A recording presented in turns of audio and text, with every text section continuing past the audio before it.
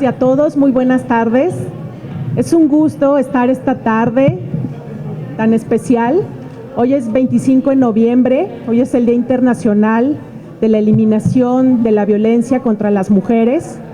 Como verán, muchos de nosotros portamos alguna prenda naranja, la consejera Suad, aquí todos traemos algún elemento. La Dirección de Igualdad de Género y No Discriminación ha dispuesto a que unos listoncitos, no sé si les queden y alguien se quiera sumar a ello. Y pues en el marco de este día tan importante es que hoy vamos a llevar un panel, de verdad me emociona mucho, es un panel muy experto, es un panel muy lindo, si me permiten la palabra. Y pues este panel es Participación y Violencia Política contra las Mujeres en Razón de Género, una mirada hacia los grupos históricamente discriminados. Yo, para no quitar tiempo a nuestras invitadas, solo les agradezco en nombre del Instituto Electoral y de Participación Ciudadana del Estado de Jalisco, de la Comisión de Igualdad de Género y No Discriminación, junto con la consejera Suad Yanín García González, la consejera Silvia Guadalupe Bustos Vázquez, que por un tema de agenda no le es posible acompañarnos el día de hoy, pero que por supuesto participó de manera muy activa en la construcción de este espacio. Darles la bienvenida, aprovecho para saludar a Celina, a Dani Hernández, Dani Bocanegra, Alejandra, Conchita. Sin más preámbulo, le cedo el uso de la voz a la consejera Suad. Gracias a todas y a todos. Muchas gracias, consejera Brenda, por la invitación y bueno, saludo con afecto y admiración a todas las mujeres que están en esta mesa. Y como ya lo mencionó la consejera Brenda, por cuestiones de tiempo y porque lo sustancial es escucharlas a ellas, es que voy a iniciar. Las voy a presentar en primer lugar y una disculpa si es una síntesis muy pequeña de su currículum, pero sí es importante decirlo, y posteriormente tendrán 5 minutos cada una de ellas, cada una de ustedes, para responder a 2 preguntas que se las voy a formular al inicio de cada una de sus participaciones. En primer término,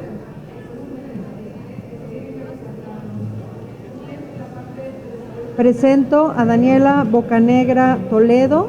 Ella es politóloga por la Universidad de Guadalajara, especialista en estudios de género, con mención honorífica como maestra en estudios de género, sociedad y cultura de la primera currícula de la región occidente de México. Ambos estudios por la Universidad Pedagógica Nacional.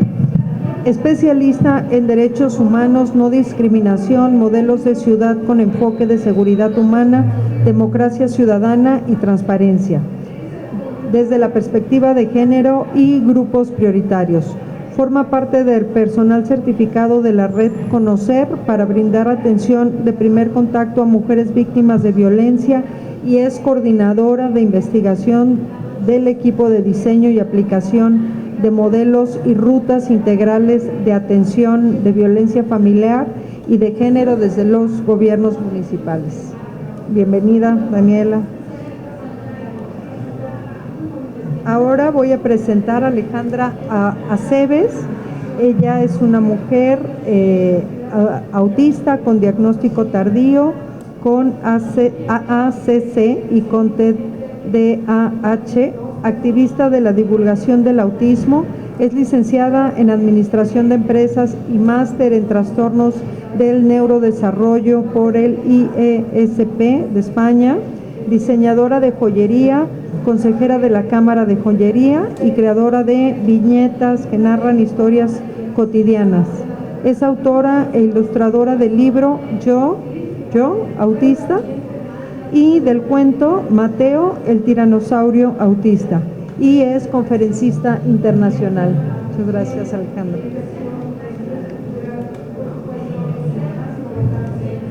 Ahora les presento a Daniela Montserrat Hernández Ramírez. Ella es abogada titulada por la Universidad de Guadalajara, con maestría en Administración Pública del IAPEG.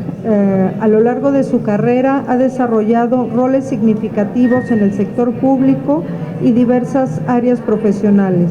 Abogada litigante, maestra en la Universidad Tlajomulco y ha participado en distintos cursos y diplomados, destacando en áreas como el nuevo sistema de justicia penal y derechos humanos. Además, ha sido candidata a regidora y a diputada local, siendo la mejor votada del partido en la zona metropolitana. En cuanto a su actividad social, Daniela ha sido una activista comprometida en la defensa del Jardín Mexicalcingo, colaboradora en comedores comunitarios y albergues, gestora social y participante en diversas organizaciones y colectivos, incluyendo el Pride Guadalajara. Ahora les presento. Gracias. Ay, sí, a las demás también.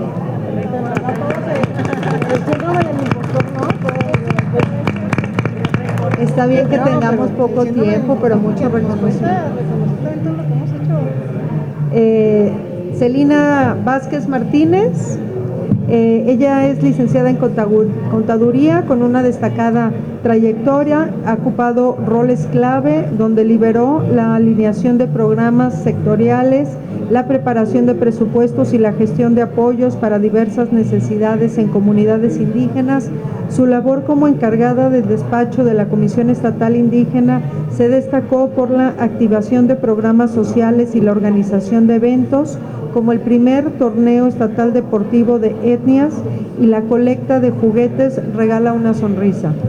Además de su experiencia profesional, Celina ha sido una figura activa en actividades comunitarias, contribuyendo a la preservación de la cultura, fortalecimiento de la identidad indígena y participando en iniciativas para la promoción de los derechos de las mujeres. Celina es una figura integral cuya contribución en la lucha contra la violencia de género y su presencia en eventos académicos y culturales demuestran su versatilidad y dedicación en múltiples ámbitos. Y finalmente, y no menos importante,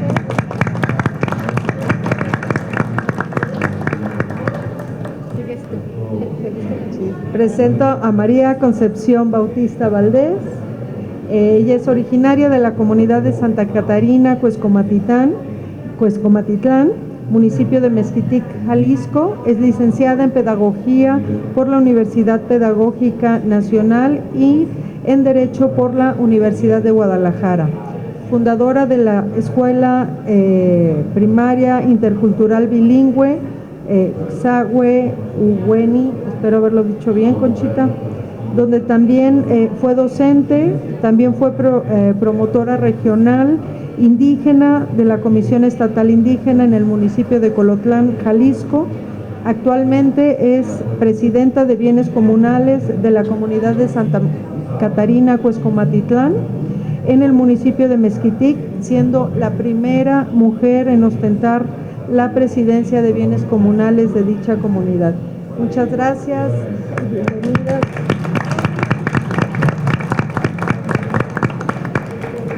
Gracias a todas por tomarse un tiempo para acompañarnos este día y hacer visible el Día Internacional de la Eliminación de la Violencia contra la Mujer, y por supuesto que nos comenten sus experiencias en cada uno de sus ámbitos y contextos. Bien, vamos a iniciar en el mismo orden que las presenté, es decir, en primer lugar iniciará Daniela Bocanegra Toledo. Ella es directora de Derechos Humanos del Ayuntamiento de Zapopan, y voy a mencionar las dos preguntas que nos va a contestar a lo largo de 5 minutos. ¿Cómo la juventud puede desempeñar un papel activo en la prevención y eliminación de la violencia de género, tanto en el ámbito político como en la sociedad en general? ¿Y cuáles son las políticas inclusivas que benefician a las juventudes con una perspectiva de género? Adelante, Daniela. Muchas gracias por la invitación. Buenas tardes a todas, todos y todes. Para mí es un gusto y un honor estar aquí. Yo primero quisiera comenzar felicitando a mis compañeras del Presidium y principalmente a la consejera Brenda Serafín, a Zoat, a Sandra Hernández por este evento, porque me encanta estar en un panel tan diverso. Y quisiera que nunca se nos olvidara que las mujeres no somos una masa homogénea, las mujeres somos diversas, podemos ser idénticas como dice Marta Lamas porque podemos compartir fisionomía, pero jamás seremos iguales. Y que la diversidad de nosotras siempre, siempre nos va a enriquecer. Y la segunda cosa con la que me gustaría participar, tú me cortas, Soat, tú me cortas, es que también tenemos que recordar por qué estamos aquí hoy, porque en el año de 1960 3 hermanas murieron víctimas de una dictadura, Minerva, Patria, María Teresa, y como siempre las mujeres tenemos que recordar que el hecho de que podamos estar aquí se lo debemos a todas nuestras ancestras, y este es un homenaje para ellas hasta que la violencia contra nosotras se pueda erradicar. Y bueno, ¿qué tienen que ver las juventudes en erradicar la violencia de género? Pues yo diría que todo. Primero es importante que las jóvenes lleguemos a los puestos de toma de decisión, porque si no, las ideas nuevas no van a llegar. Yo justo estaba pensando que de lo que yo me construyo hoy, pues no es producto nada más porque alguien me lo puso en mi cabeza y ya hoy se me ocurrió hablar de la violencia de género. Es porque tuve una mamá que también se saltó los estereotipos de género, porque tuve una abuela que también se saltó los estereotipos de género, y que esas herramientas que ellas me dieron me permitieron identificar hoy la violencia que estamos denunciando en las redes, por la que nos estamos indignando. El movimiento de las jóvenes es crucial para erradicar la violencia de género. Recordemos cómo empezó el Me Too. ¿Y qué pasó con todas aquellas chicas que empezamos a denunciar en las escuelas que alguien nos estaba acosando, que el maestro nos veía lascivamente? Entonces yo creo que tiene que ver absolutamente todo. Creo que ahora todas las aristas y las esferas sociales, tanto en las escuelas, tanto en los gobiernos, en las religiones, en la sociedad en general, nunca más la voz de las jóvenes debe callarse, porque esas son las voces que hoy están rompiendo los paradigmas, que están rompiendo los estereotipos. Entonces pues tiene que ver todo. Yo diría que nunca se nos olviden las ancestras, porque partimos de esos aprendizajes. Esta generación que dicen que es la generación de cristal, no es la generación de cristal, es una generación muy crítica que se ha dado cuenta de la violencia, de la discriminación, del racismo, de todo aquello que hemos vivido las mujeres, y por eso hay que enorgullecernos y hay que ensalzarlo. No somos esa generación que dice que de todo nos quejamos. Somos esa generación que quiere cambiar el mundo, que quiere cambiar las estructuras, que necesita incorporar esas ideas nuevas, porque quien no se suba al barco de la violencia de género, de los derechos humanos, del cambio climático y de la innovación, como dicen, ya no va a estar de moda. Y ahora las redes, que es una herramienta que hemos tenido mucho las juventudes, las mujeres, ¿para qué? Para poder hacer visible todas las causas. Yo creo que hoy lo que está pasando en el mundo, por ahí hay unas autoras que mencionan que estamos en la cuarta ola del feminismo. ¿Por qué? Porque estamos denunciando que a las mujeres ya no quieren que se nos mate, pero también estamos pidiendo que se nos abra camino en esos espacios. Todos los espacios donde ustedes vean que hay mujeres, también les quiero decir algo, nadie les regaló nada, porque es una lucha constante de estar ahí, de estar picando piedra, de indignarse, de poder alzar las voces. Entonces para mí tiene que ver todo. Tiene que ver que hoy haya jóvenes primero en puestos de toma de decisiones, implica políticas públicas con estas cuestiones de derechos humanos, y que también las políticas inclusivas nos vienen a decir las nuevas generaciones cómo es que le podamos hacer. Entonces yo me pongo a pensar, escuchar siempre. Yo también me llevaría a esa reflexión. Escuchemos siempre lo que la otra tiene que decirnos, lo que nuestra compañera, que aunque vive en un contexto diferente, tiene que decirnos, porque solo uniendo nuestras voces es como vamos a lograr transformar la realidad que tanto nos duele. Muchas gracias.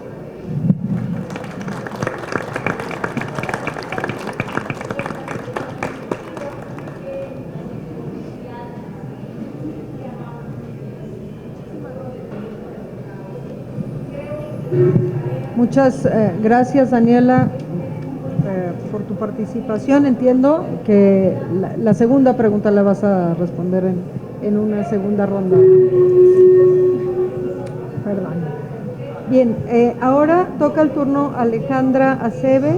Ella, como ya les había dicho, es escritora y va a responder en esta primera ronda a la pregunta: ¿cómo la autonomía personal y la toma de decisiones contribuyen al empoderamiento de las mujeres con discapacidad?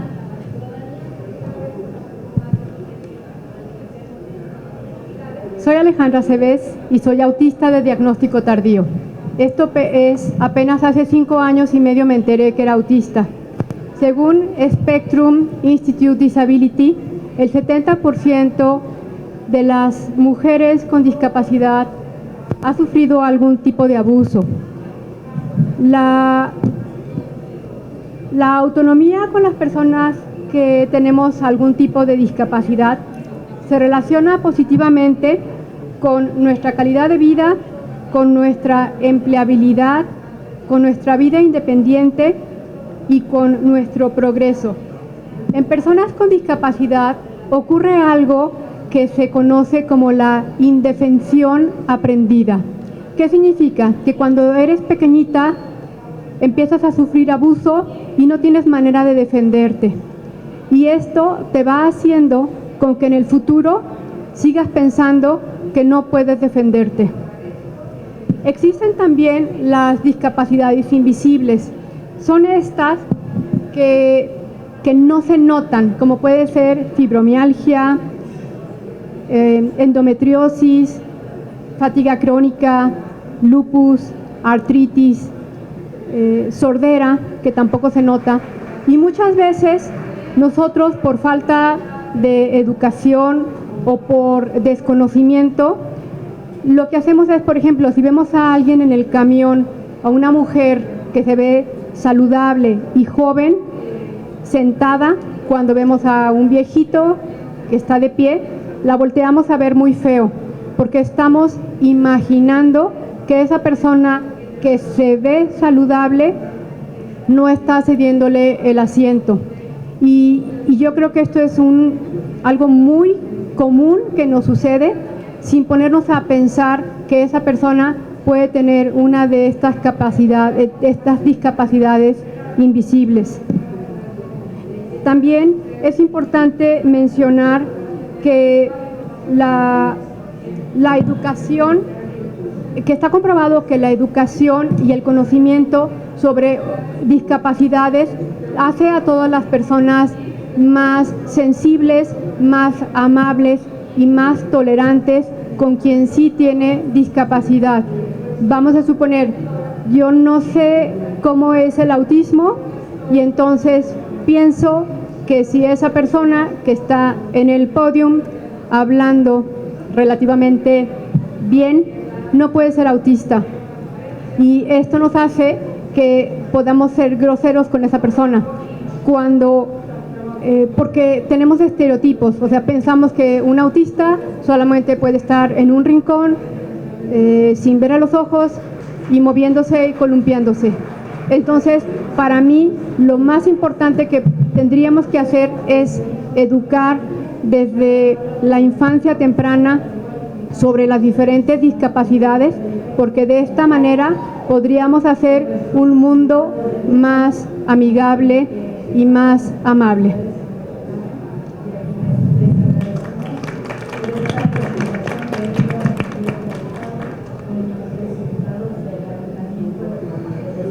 Muchas gracias, Alejandra. Qué importante la educación para generar también empatía desde las personas menores, desde que estamos muy jóvenes, para que también pues, no sigamos reproduciendo todas estas barreras que generan el impedimento de vivir ejerciendo los derechos en plenitud. Sí, déjame hacer.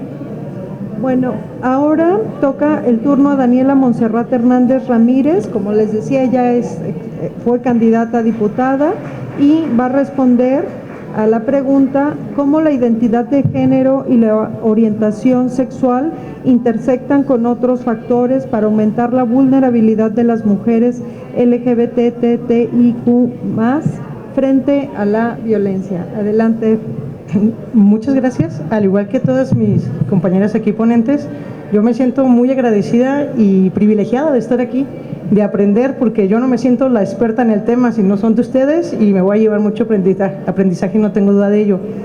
Para hablar de ese tema, primero tengo que hacer referencia de la interseccionalidad.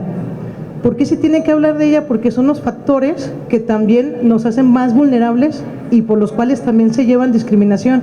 ¿En qué sentido? Yo quiero que se imagine, en un concepto, ser mujer ya somos de un grupo vulnerable, aunque no lo queramos reconocer de esa manera. Pero ahora una mujer que es indígena, y luego de ser indígena que sea afrodescendiente, y luego imagínense el contexto que es lesbiana. Ahora sí que diríamos, pues si va en algún tema alguna autoridad la violenta, pues vamos a decir, ¿y por qué se le dio la discriminación? Por uno, por otro, ¿no? Que es la idea que debemos de tener y por lo cual debemos de ser más sensibles. En la pregunta, pues claro que estos factores nos vulneran a todas las mujeres, primero por ser mujer, ¿no? Y luego ya los demás contextos. Yo les voy a platicar de manera personal que yo no sabía que me hacían discriminación hasta que alguien me dijo que era discriminación. Esto quiere decir que a las mujeres se nos ha hecho más difícil reconocer las violencias, porque son tan normales y las vivimos a diario. Hay un análisis que demuestra que 8 de cada 10 mujeres tienen alguna violencia al día. Y yo les puedo preguntar a las mujeres que están aquí, levanten la mano, ¿quién en su vida nunca ha sido violentada? Pues aquí el índice creo que… ¿Quién? ¿No? Ah, se equivocó, entonces siempre, ¿sí?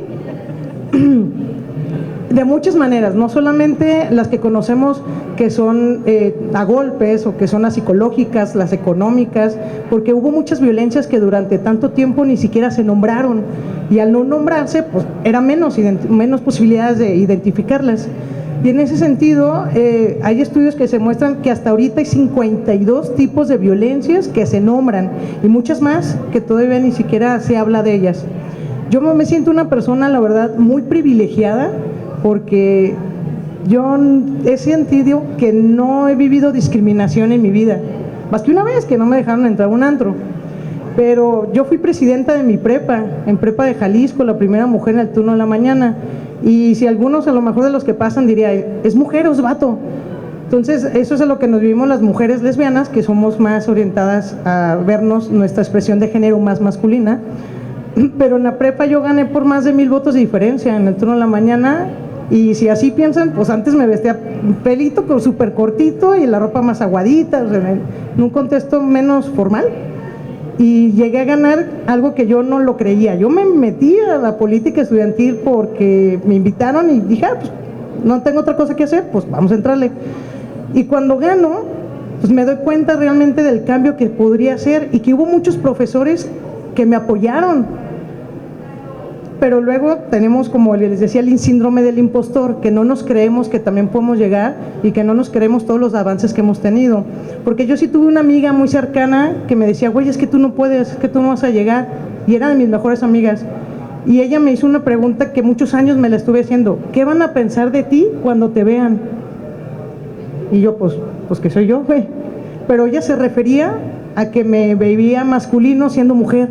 Y en ese momento, como 3 años después, no me caía el 20.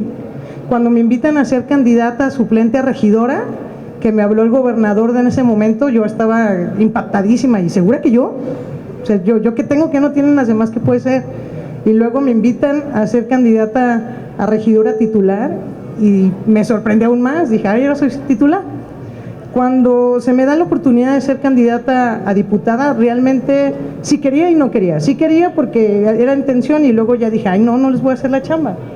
Pero luego dije, es una oportunidad de visibilidad para la diversidad sexual porque realmente somos muy pocos los que estamos participando en la vida pública, pero no porque no quieran, por miedo.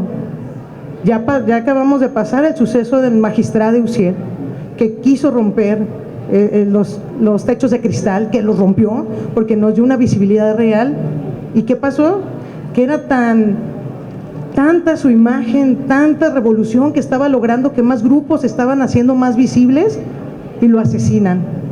y no solamente en su contexto de que lo asesinan, sino todo lo que conllevó después de su muerte, a burlas, a estar compartiendo sus imágenes, a ni siquiera ser considerado como personas.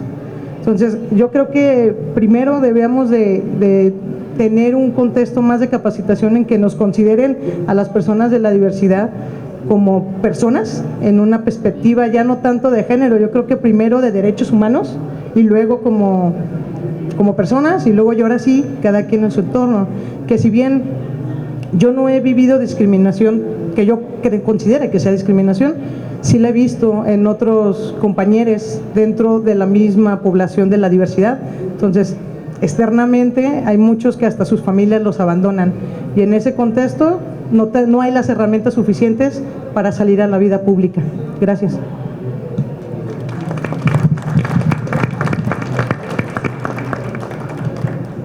Muchas gracias, Daniela.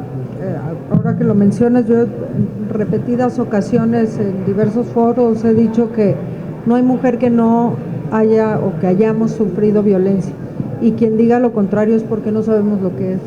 Entonces es muy importante sensibilizar y visibilizar y dejar de normalizar la violencia. Bien, ahora toca el turno de Celina Vázquez, que como les decía, ella es jefa de Departamento Administrativo del Instituto Nacional de los Pueblos Indígenas en la Oficina Jalisco. Y va a responder a la pregunta: ¿cómo las mujeres indígenas mantienen y transmiten la cultura y la tradición al tiempo que desafían las normas que perpetúan la violencia de género? Adelante, Celina, tienes 5 minutos para responder. Piali Piali, Nahuampoyowan. Muchas gracias, buenas tardes. Es para mí un gusto que nos hayan invitado. Cuando leí la pregunta, pues sí se me hizo fuerte, porque en realidad tengo poco como que reflexionando esa parte, que como mujeres indígenas, por un lado, mantenemos una cultura y una cosmovisión que desde niños nos van inculcando, y que cuando llegas a ser madre, pues sigues transmitiendo esos valores, pero también están implícitas pues ciertas violencias que se viven al interior de la comunidad, al interior de los hogares, y pues sí es fuerte la pregunta. Por una parte, por ejemplo, en mi comunidad, que es Tuxpan, que le conocen como el pueblo de la fiesta eterna, pues a través del año tenemos diferentes manifestaciones culturales en donde los hombres y las mujeres tenemos una participación, un rol definido, que a la vez nosotros los vemos como una forma de transmitir valores. Pero por otra parte hay ciertos cargos que las mujeres quisiéramos estar participando, pero no nos dejan por el hecho de ser mujer. En lo particular, yo lo que he tratado de hacer pues con mis hijos, por una parte, inculcarles eso bueno que tiene la cultura, pero también, por ejemplo, hablaba yo ayer, el alcoholismo, que es algo muy común en las comunidades indígenas, de que si hay un altar, por decir, en una festividad, tienes que llegar y tienes que brindar con el ponche y primero Dios.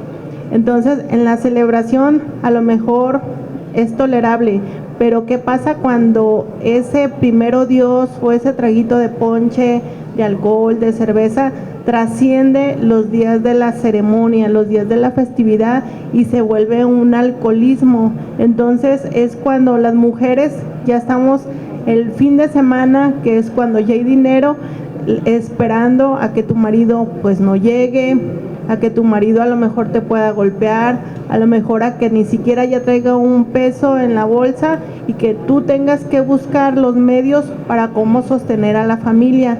Entonces pienso yo, en mi comunidad ya hay varias mujeres que nos hemos estado preparando y que empezamos como a diferenciar que sí está bien de nuestra cultura, que podemos seguir manteniendo, pero cómo también podemos ir desde niños previniéndolos de que esto te daña a ti. Incluso en las escuelas pues también ya hay más información sobre alcoholismo, drogadicción, o también lo que hemos logrado antes, pues a nosotras no se nos permitía danzar porque solo era exclusivo para hombres.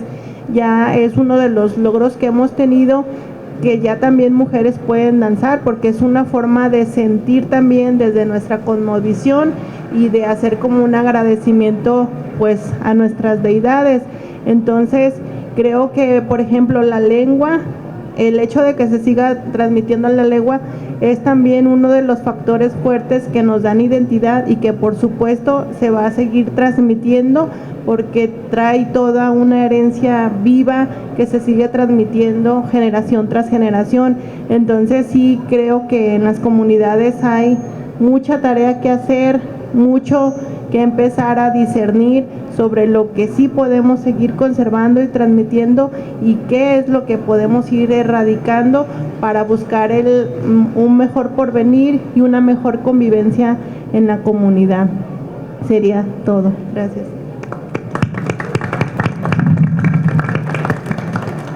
Muchas gracias, Celina, por compartirnos tu experiencia en la comunidad. Bien, ahora toca el turno a María Concepción Bautista Valdés. Como les decía, ella es comisaria, presidenta del Comisariado de Bienes Comunales de Santa Catarina, Cuescomatitlán, en el municipio de Mezquitic, Jalisco. Y va a responder a la pregunta: ¿cómo las mujeres indígenas mantienen y transmiten la cultura y la tradición al tiempo que desafían las normas que perpetúan la violencia de género? Adelante, Conchita.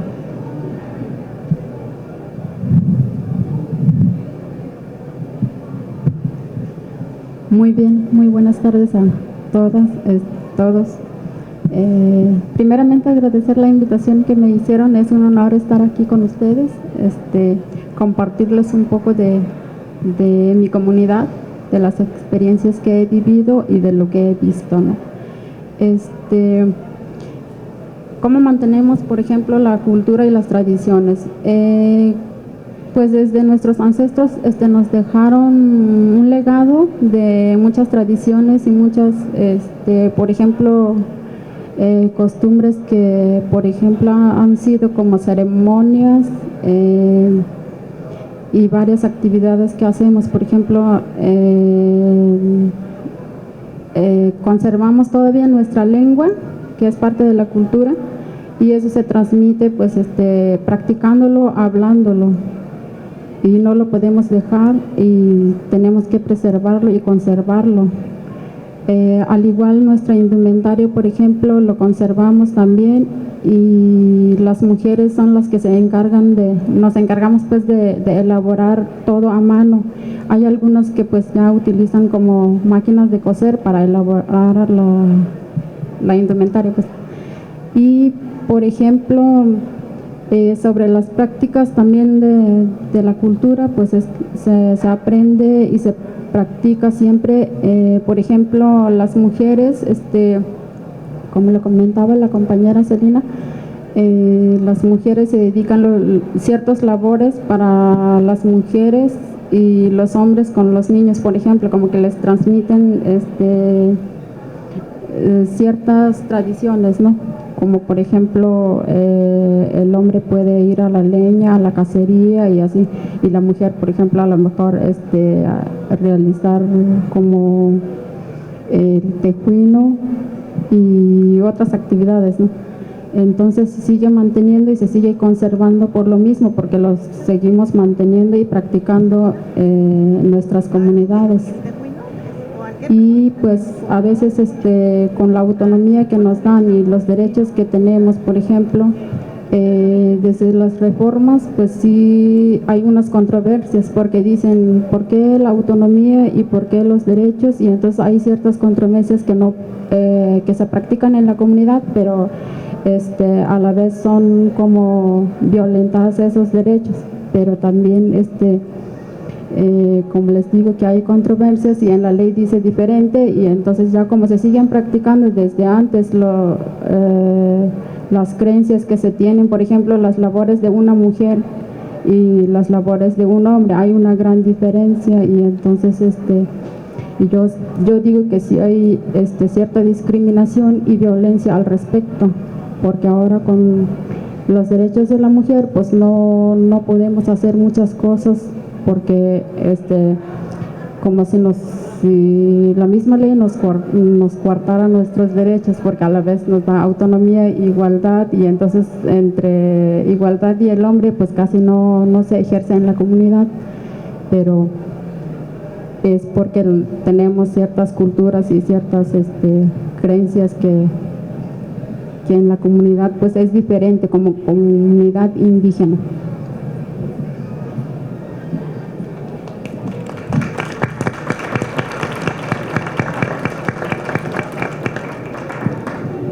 Muchas gracias, Conchita. Pues sí que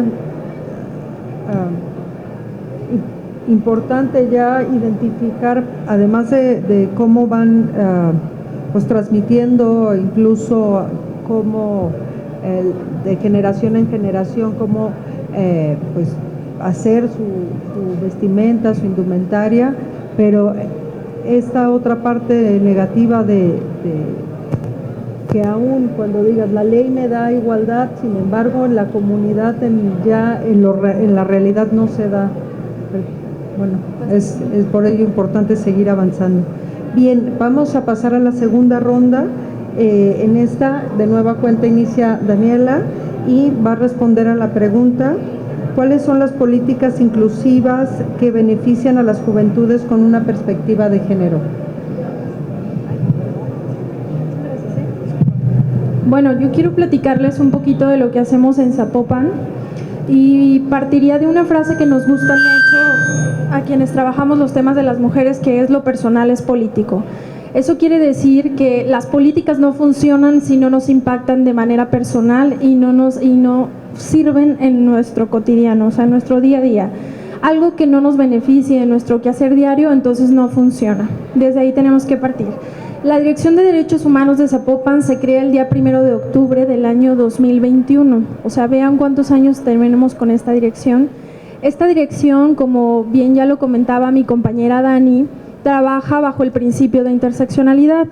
Este principio fue acuñado por una profesora afroamericana que se llama Kimberly Crenshaw, que lo utilizó para explicar por qué algunas personas viven condiciones de privilegios y otras condiciones de desigualdades. La orientación sexual, el color de la piel, el género, la edad, alguna condición social como, por ejemplo, la privación de la libertad o tener algún familiar desaparecido, también son condiciones que abonan a las desigualdades y que nos atraviesan a las personas. Como bien lo dijo Dani, cuando entramos a Zapopan nos sentamos en una mesa. Para empezar, es un equipo súper diverso, que eso es algo que celebro muchísimo. Si nos conocieran, la verdad es que siempre que nos ven en los elevadores, de repente con la bandera de la diversidad, y luego nos ven a nuestro compañero Sauri, que es de origen wixárika, y veían a David, que no tiene una pierna, o Ana, que es autista.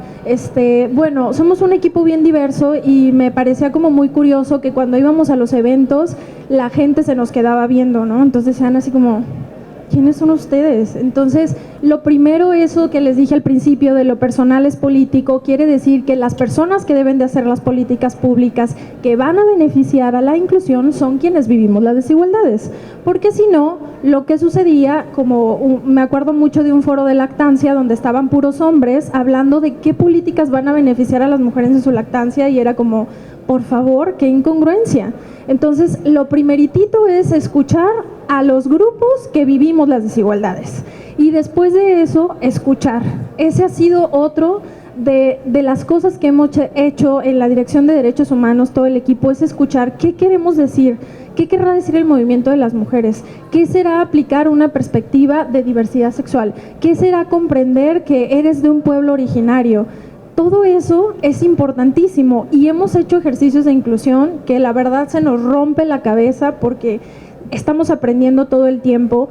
O alguna vez invitamos a un ponente sordo a Zapopan, pero tenemos también a nuestro compañero Ricardo, que es un compañero ciego, y el ponente sordo pues habla en lengua de señas mexicana. La mayoría de las personas que estábamos escuchando la ponencia necesitábamos una intérprete que nos dijera a las personas oyentes qué nos está contando nuestro ponente sordo.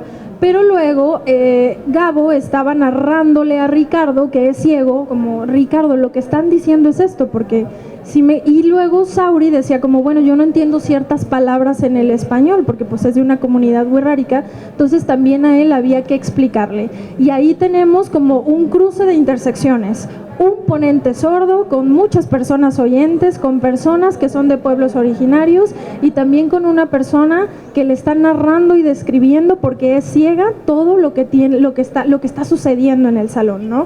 Y me parece que eso ha sido como lo más enriquecedor. Para allá tienen que ir las políticas inclusivas, que las personas que están viviendo las desigualdades podamos ocupar los puestos de toma de decisiones.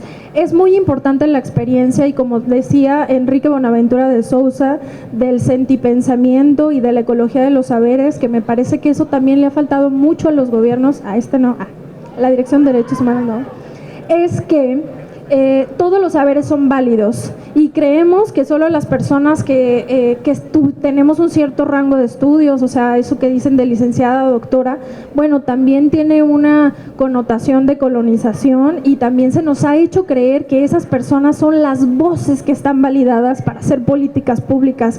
Y ojo, eso no es verdad.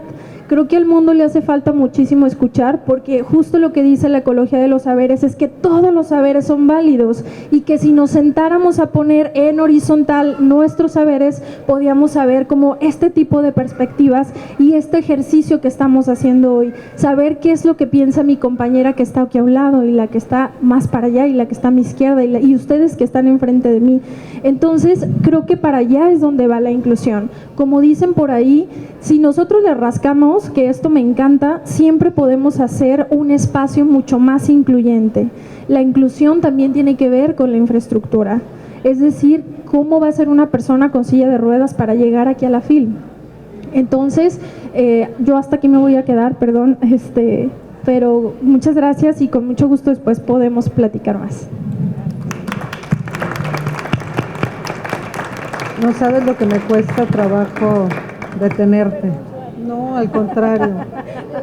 Estamos desfasadas con el tiempo y les voy a recortar un poquito antes.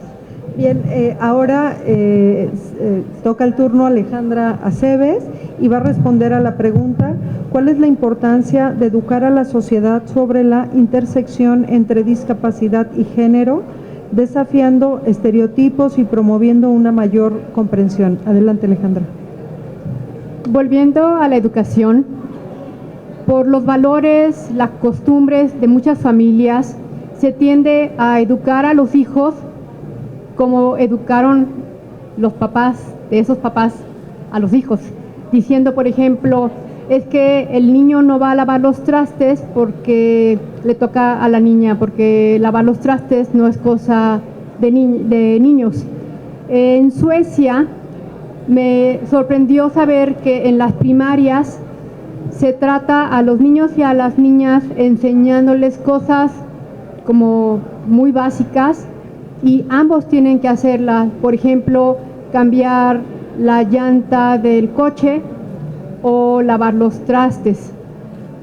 Y entonces, para mí algo muy importante sería ir cambiando esta manera de pensar. Y también algo que me sorprendió fue cuando me enteré que existía un violentómetro. Esto lo estudié porque iba a hacer una viñeta que hablara sobre la violencia hacia la mujer. Y cuando empecé a leerlo, casi se me paraliza el corazón porque yo dije, como dijo nuestra compañera, yo no sabía que eso era violencia. Y te va sorprendiendo, por ejemplo, cuando te dicen, a ver, no seas tontita, yo lo hago. Y dice, ay no, pues es que me quiere, o sea, me está ayudando, pero te está diciendo tontita. O la otra es que te puede decir, ¿sabes qué? No salgas con esa falda, está muy cortita, no te ves bien. Oye, ¿sabes qué? Yo salgo con la falda que se me pega a mi gana. Eso en cuanto a esta violencia que ni siquiera nos damos cuenta. Y la otra es con la de la brecha salarial que existe entre un mismo trabajo, si lo ejecuta un hombre o si lo ejecuta una mujer. Yo comencé a trabajar cuando tenía 16 años. Me esforcé muchísimo, me pagué la universidad. Terminando, se desocupa una posición que era que la trabajaba un hombre, y yo levanté la mano, dije, yo quiero estar ahí. Y llevé mi currículum dentro de mi misma empresa. Y me dijo el que era mi jefe en aquellos entonces, sí, te vamos a dar la oportunidad. Solo que no vas a ganar lo mismo que él porque él era hombre. Él ganaba 60,000, estoy hablando de hace muchísimos años.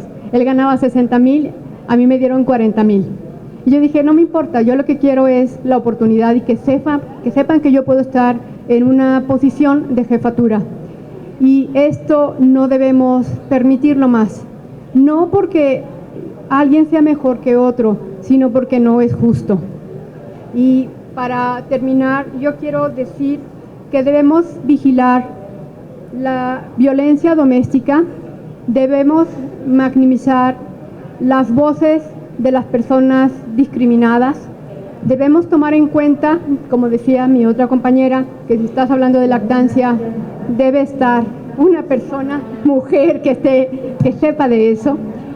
Si quieres hablar de discapacidad, por ejemplo, yo me fracturé un tobillo estando en otro país, me dijeron, te vas a regresar a tu casa porque no puedes estudiar.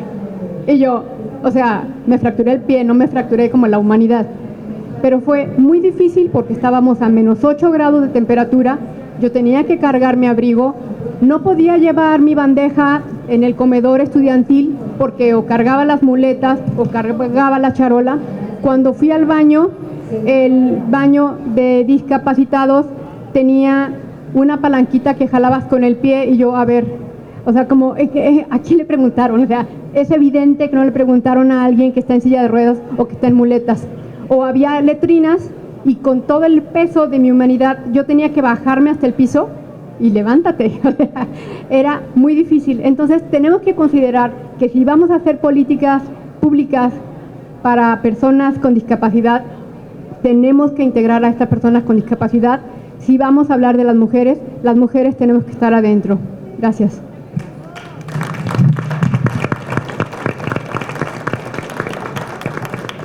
Muchas gracias, Alejandra.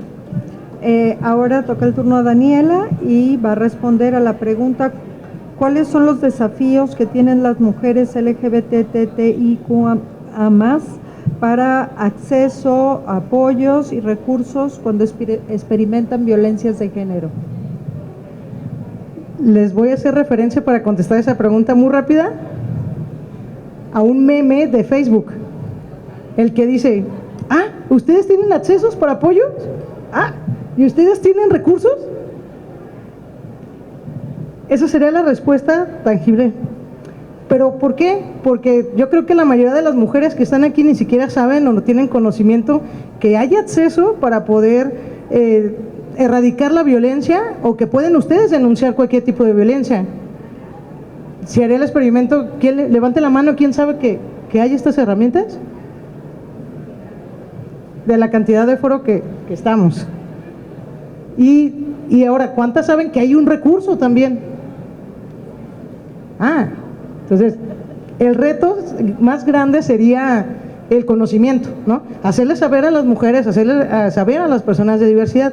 Pero hay algo que sí nos marca en lo que hemos visto a partir del suceso de Ociel, que las diversidades, ¿qué creen? Ya no tenemos miedo. Y si tenemos miedo, lo dominamos y salimos ya a la calle. En ese sentido, hay más denuncias por parte de las diversidades y hay más exigencia también para seguir participando en cualquier espacio público. Por supuesto que voy a hacer referencia también a que Ociel nos mostró que sí hay un camino y que ese camino lo vamos a tomar, aunque sea a golpe de sentencia, pero lo vamos a tomar esos espacios, porque nunca volverán a tener la comodidad de nuestras ausencias y vamos a ocupar más y más espacios en las empresas privadas, en los espacios públicos. Nadie nace siendo violentador. En esta normatividad, yo creo que aparte de reconocerlos, es seguir también vernos como víctimas, pero también como agresores. porque yo creo que todas, todos y todes hemos hecho o reproducido alguna actividad o alguna acción de violencia contra alguna otra mujer o contra algún hombre, también lo hemos hecho. Entonces, en el momento en que lo empecemos a reconocer y conocer, vamos a empezar a cambiarlo. Yo puedo decir que soy una mujer feminista, reconocida dentro de la diversidad. Aquí está mi pareja también acompañándome como siempre a todos los eventos, y en ese sentido es cuando empezamos a lograr los cambios. Yo también puedo reconocer que he sido una persona que ha reproducido violencia machista y misógina, porque para empezar nadie me decía que eso era machista y misógino. Entonces, cuando lo empiezo a reconocer, empiezo a trabajar en mi propia persona para ya no reproducirlos, para cambiarnos, y también me he dado cuenta que ya no encajo en ciertos grupos, ni ya no encajo, ni me río de algunos chistes, porque ya no me hacen clic. Entonces me empiezo a preguntar qué tan mal estaba o qué tan normalizado lo tenía la violencia, que antes me reía y se me hacía gracioso y me daba clic. Ahora ya dentro de mi propio espacio de familia también encaro a mis tíos, que a veces le chiflan a las mujeres, también las encaro. En mi grupo social ya no me río de los chistes machistas, donde denigran a la mujer, por más graciosos que quieran hacerlos parecer. Ya sea algún compañero o compañera hablan mal de las personas de diversidad, por lo que sea, también los encaro. En los grupos de WhatsApp también lo hago, porque son esos pequeños cambios. Las violencias van a seguir si no las enfrentamos en todos los espacios donde nos encontremos. Vamos a ser las personas incómodas, las mujeres incómodas, porque es lo que nos exige las nuevas generaciones, y nos las debemos, como bien lo comentaban, se las debemos a nuestras ancestras, a nuestros ancestros, a nuestros ancestres que dieron la vida porque hoy todos estemos aquí. Muchas gracias. Muchas gracias, Daniela. Ahora Celina nos va a responder a la pregunta: ¿cuál es el papel activo que las mujeres indígenas desempeñan en sus comunidades para abordar y prevenir la violencia de género? Pues yo me considero dentro de mi comunidad como una de las mujeres pioneras que empezó a romper como lo normal, ¿no? Empezándonos a organizar con jóvenes, empezamos a explorar el mundo, y efectivamente te das cuenta de que la educación y el conocimiento pues son las herramientas para muchas cosas. A través de ese caminar pues he estado inmersa en asociaciones para apoyo a mujeres indígenas, como fue el Fondo de Mujeres Indígenas, donde no nada más les apoyábamos para que les financiáramos algún proyecto, sino que también empezábamos a hablar de lo que son los derechos. Y es como las mujeres han ido despertando. Siguiendo en el camino, pues también nos tocó participar en la creación de la Ley sobre los Derechos y el Desarrollo de los Pueblos Indígenas, donde ya se nos empezaban a tomar en cuenta las comunidades a través de las consultas. Tuve la oportunidad pues ser fundadora de la Comisión Estatal Indígena junto con mi exdirector Francisco López Carrillo, donde buscábamos pues que el tema indígena fuera un eje central, de que fuera un botón de activación para que las instituciones empezaran a ver a las comunidades, porque estaban muy desamparadas, incluso pues las mujeres no participaban, no hablaban, y era como que de las pocas mujeres indígenas que me tocaba participar, que me tocaba hablar, que me tocaba levantar la voz.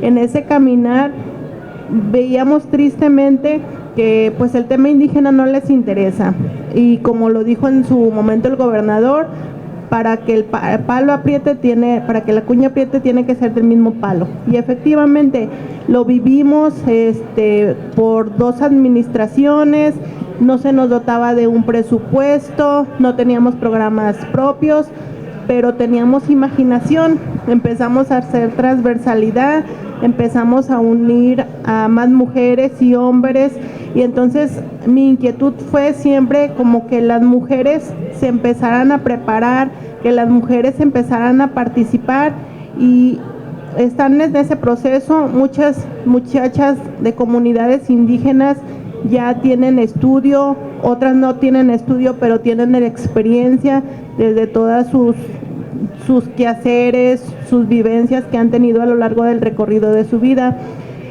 Lo que hicimos fue a que se abrieran espacios públicos donde hubiera indígenas, fueran hombres o mujeres, en el caso de traductores o intérpretes, porque tristemente llegaban a la Comisión Estatal Indígena y pues no nos decían, es que llegó un enfermo purépecha, un enfermo wixárika, un enfermo náhuatl, y nosotros teníamos pues que buscar quién nos apoyara. Entonces fuimos abriendo espacio. Hay ya muchachas que se han capacitado en derechos humanos, con las cuales seguimos haciendo sinergia. Con comunidades indígenas hemos buscado la participación política también para empezar a generar pues esas políticas públicas y también en la legislación. Yo nada más quiero comentarles pues que es triste la parte de la participación política de la mujer indígena, porque a mí también participé, me emocionaron muy bonito, me dijeron que iba a ser candidata a diputación por el distrito 19 por mayoría relativa. Súper contenta porque en materia indígena no hay nada en Jalisco, no hay quien vele por nosotros, incluso nos querían desaparecer en este sexenio. Pero ¿cuál fue mi sorpresa cuando llego a que me den esa noticia? Pues no tengo recursos económicos, esa es la otra realidad.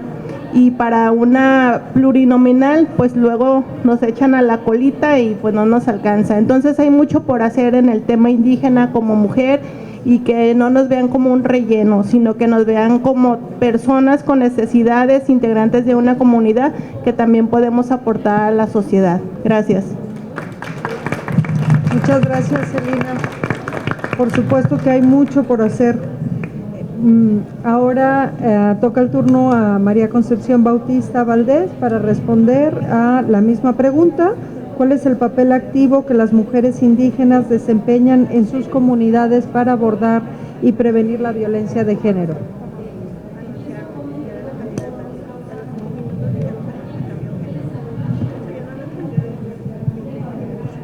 Bueno, en realidad en mi comunidad casi todavía no hay una participación activa en cuanto a... por ejemplo, hacemos nuestras asambleas en la comunidad y es donde pueden participar, pero casi se ve muy poca participación.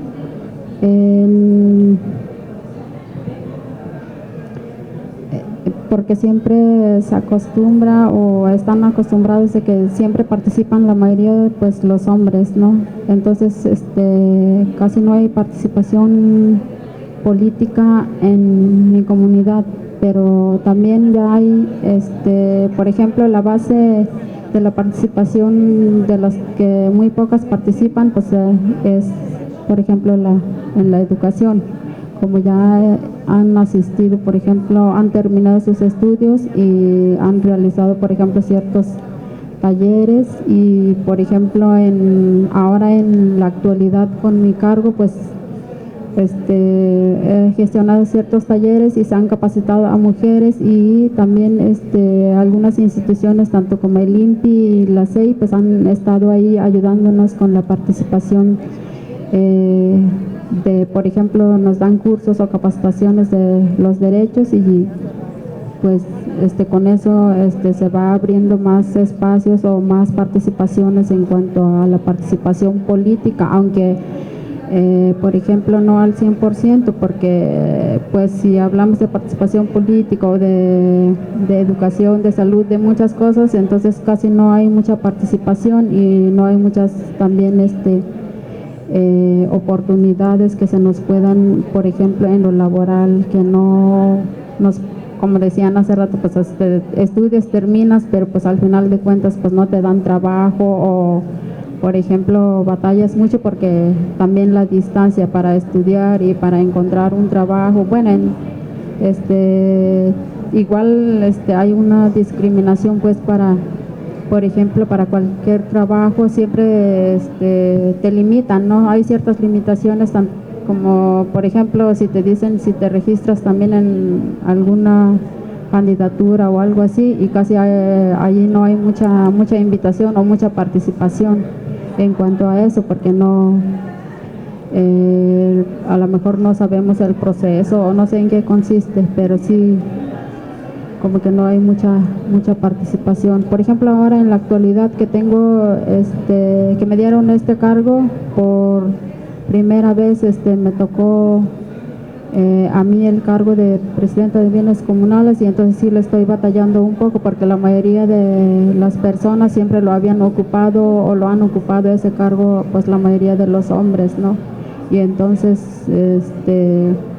también por eso yo creo que hace falta mucha participación activa de las mujeres, porque también, por ejemplo, cuando están en los cargos, siempre son hombres. Por ejemplo, si sufres de una violencia y vas como para que te atiendan, pues la mayoría siempre pues son hombres que te atienden, o hay en instituciones siempre más hombres, y entonces llegas a una oficina y te atiende un hombre, y a veces, aunque también sean mujeres, a veces no sé en qué consiste también, o porque te ven como con tu indumentario o tu piel o no sé, pero también como que no, después vienes, o si hiciste cita o algo, y ni siquiera ven ya de lo lejos que viene uno, o por ejemplo te revictimizan, por ejemplo, en cualquier, por ejemplo, quieres denunciar y pues te hacen preguntas y luego te atienden y luego ve en tal lugar o así, y ya te traen como para allá y para acá, y entonces ya deja de uno de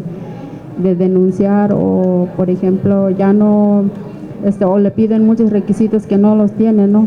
Entonces sí hay como que no sé si nos hace falta muchas capacitaciones o información, o las instituciones que estén más cercas. En cuanto a eso, invitaría pues que nos facilitaran más a lo mejor las cosas en cuanto a eso, ¿no? Porque sí, las mujeres de mi comunidad sí necesitan como más capacitación o más sensibilización en cuanto a los derechos que tenemos, o por ejemplo, derechos indígenas también, en cuanto a las instituciones que atienden los juicios, ¿no? Tanto como agrarios, como civil, penal, ¿no? Sería todo.